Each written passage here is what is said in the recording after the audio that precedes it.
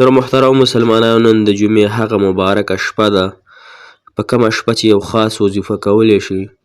دا وظیفه ډېره اسانه هم ده او د هغې رب العالمین الله اکبر کبیره محترمو، د هغې رب وظیفه ده، کوم رب چې کبیر ډېر ذات لوی دی، ډېر ذات د هغې په مقابله کې بل ذات داسې نشته څومره لوی ذات چې د الله جل شانه دی. الله تعالی په هر اعتبار سره لوی دی محترمو، د طاقت په اعتبار سره هم طاقتور دی، د ذات په اعتبار سره هم طاقتور دی، د اله په دغه سره هم طاقتور ذات دی.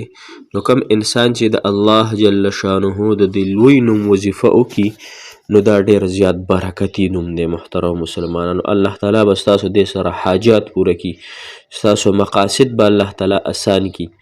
او بله اصلي خبره دا ده محترمو، بهترینه خبره دا ده چې دا وظیفه څوک کوي کنه دې ته د اسمان دروازې کولاویږي. ښه، د اسمان دروازې نو چا ده چې د یو بادشاه دروازه کولو شي کنه، نو هغه انسان څومره خوشحاله وي چې ماته د بادشاه د سره دروازې کولو شي. لکه مثال په طور ته ستا په کلي کې یو خان دی کنه، او تا ته وایي چې راځه زما دروازې تا ته شپه ورځ کولو دي، راځه زما د دروازو نه، زما د خزانو نه، زما د مال جایداد نه چې ته څه وړې هغه یوسه. دا خو د دنیا یو مالداره دی محترمو، د دنیا یو بادشاه دی.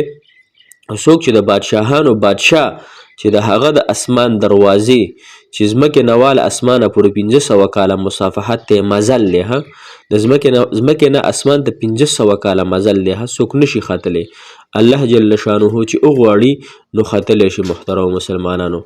نو دا وظیفه تاسو وکئ انشاء الله، د الله تعالی په لوی شان او د الله تعالی په لوی ارادې سره به ستاسو انشاء الله ټول حاجتونه ټول مشکلات الله جل شانه پوره وفرمایي. السلام علیکم ورحمت الله وبرکاته.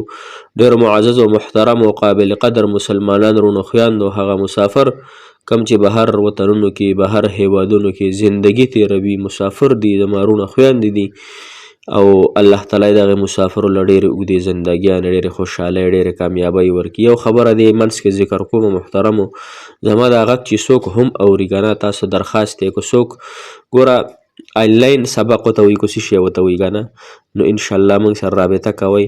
که څوک په یورپ کې یی، که څوک په افغانستان کې یا بهر ملکونو کې یی او دا غواړي چې موږ سبق ووایو په ښکلې طریقې سره، قاعده ووایو، یا پوخ عمر دی یا جینۍ ده یا هلک دی، هر رنګ چې دی او غواړي چې موږ سبق صحیح شي، زموږ سبق زده کړو، د الله تعالی کلام زده کړو په ناظره باندې، په تجوید باندې، په ترجمه باندې، په معنو باندې یا په تفسیر باندې، یا داسې یو کتاب موږ ته اسلامي شروع که چې هغې سره زموږ اصلاح کیږي، نو زما نمبر ځان سره انشاءالله نوٹ کړئ.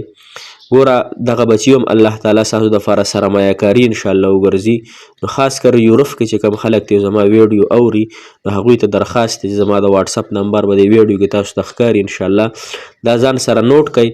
او څوک کو تجوید کوي، څوک کو ناظره کوي، څوک کو قاعده وایي، څوک کو حفظ کول غواړي، څه رنګ یې د الله تعالی دین زده کول غواړي په کومه طریقه باندې، نو انشاءالله موږ به هغوی سره بھرپور تعاون کوو، خدمت به کوو انشاءالله، تاسو ته به سبقونه ښایو. ښه، او محترم مسلمانانو، نن وظیفه هم زموږ ډېره زیاته سپیشل وظیفه ده، د الله جل شانه د کبرایۍ، د الله تعالی د لویۍ اسانه وظیفه ده، او هېڅ پکې ګران نشته محترمو. ستاسو انشاءالله دې وظیفې سره به تاسو ته الله تعالی ډېر برکات درکړي. یو خو د جمعې شپه ده مبارکه چې دې شپې باره کې محترمو ډېر زیات فضایل راغلي دي، نو دا وظیفه انشاءالله تاسو که د اسمان دروازې برته الله جل شانه کولو کې، دا د حدیث نه ثابته وظیفه ده. ګورئ ابن عمر رضی الله تعالی عنه نه روایت دی چې هغه وی چې یو پیر رسول الله مبارک صلی الله علیه وسلم منځ کولو، منځ کولو، یو کس چې د هغه دا الفاظ ویل، یو کس چې هغه دا الفاظ وی، الله اکبر، په سکرین تاسو ته ښکاري، الله اکبر کبیره والحمد لله کثیره وسبحان الله بکرة واصیله، دا الفاظ ویل. خلک دې الفاظو معنی څه ده؟ الله د ټول نه زیات لوی دی، ډېر زیات لوی دی، تمام تعریفونه الله تعالی دپاره دي چې ډېر زیات دي، او هغه تسبیح هم د الله تعالی دپاره سحر او ماښام ده. محترم مسلمانانو، دا وظیفه چې کوم انسان کوي، نبي پاک سلم بیا تپوس وکړو چې دا وظیفه یعنې دا الفاظ چوي وي، د الفاظو دا کلمه چې ویله نو لږ خلکو ورته ووایي چې دا یو فلانکې کس دی د هغه دی وي. رسول الله مبارک ورته وفرمیل چې ما ته په دې باندې حیرانتیا وشوه چا چې د الفاظ وویل که نه هغې ته د اسمان دروازې کولاو شو او هغه چې دی نو بره وختل.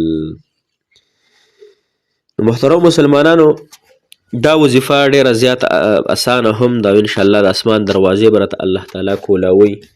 اسمان هغه د بادشاهانو بادشاه به راته دروازې کولاوي. نو څوک چې چاته دروازه کولاو کړي نو هغه ته اختیار وي چې څه وړي هغه وړی شي.